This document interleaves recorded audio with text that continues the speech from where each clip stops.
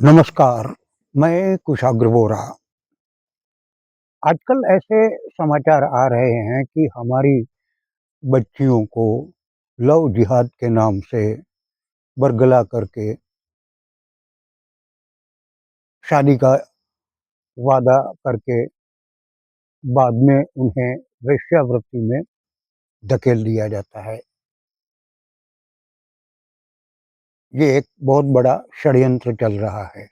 मुझे इस बात पर तो कोई बात नहीं करनी। मूल हमारा इसके जो जड़ में जो सवाल है, उस पर कुछ प्रकाश डालने की मैं कोशिश कर रहा हूँ। हमारे बच्चे जब मुग्धावस्था में होते हैं, तब उन्हें दुनियादारी की इतनी खास अकल होती नहीं है। कहाँ क्या चल रहा है, कौन कैसा है, वगैरह वगैरह।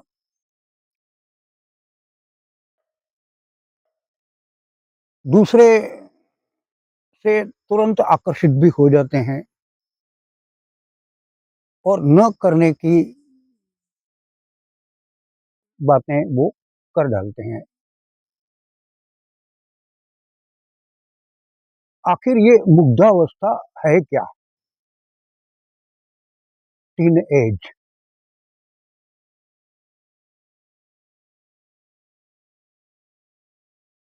मैंने गुजराती भाषा में एक कहानी पढ़ी थी बहुत वर्षों पहले।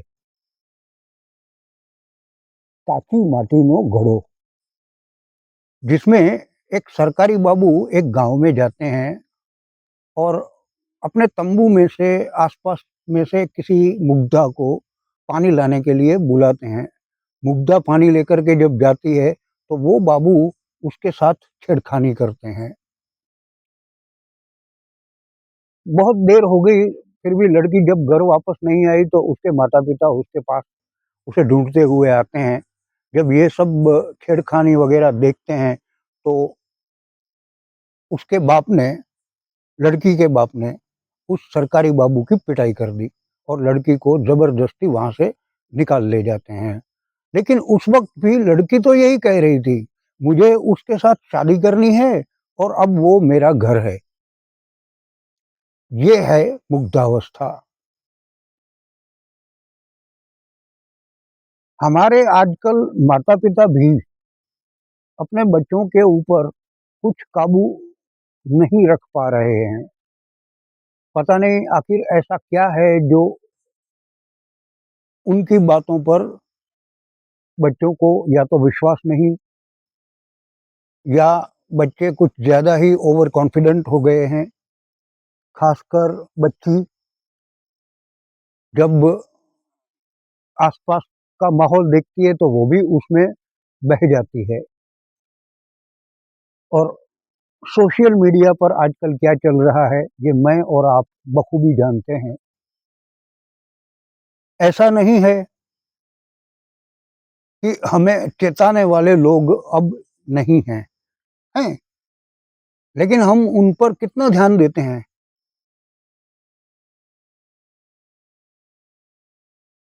मैंने जिस कहानी की बात की, ऐसी कहानियाँ साहित्य में बहुत हैं। साहित्य भी भरा पड़ा है, मगर पुस्तकें पढ़ने की फुर्सत किसे है? मैं जब ट्रैवलिंग के वीडियो बनाने के लिए, ट्रेन यात्रा का वीडियो बनाने के लिए जब निकलता हूँ, तो रेलवे स्टेशन पर हो या ट्रेन के अंदर, मैंने आज तक किसी के भी हाथ में कोई पुस्तक नहीं देखी जो वो पढ़ता हो। जिसे देखो बस मोबाइल में उलझा हुआ है।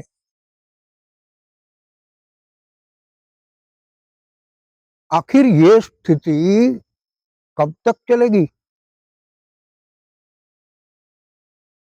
हम इस पर कितने संजीदा हैं? क्या हम इस बात को नकार सकते हैं कि नहीं, नहीं, नहीं, नहीं, ऐसा कभी हो ही नहीं सकता? नहीं, हो रहा है मेरे आपके आसपास में ही।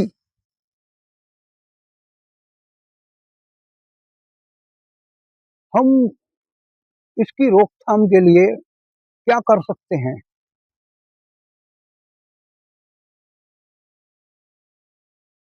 ये बात हम बुजुर्गों को सोचनी है। हमारा काम ही ये है। रिटायर हो जाने के बाद हम जो इन सब बातों पर नहीं सोचेंगे तो और कौन सोचेगा? हमारे यहाँ काफ़ी साहित्यकार भी हैं, जो प्रश्नों को भली-भाँति जानते भी हैं, वो भी मौन होते हैं, अपना अभिप्राय तक व्यक्त नहीं करते ऐसी बातों पर। कौन दूसरों के पचड़े में पड़े,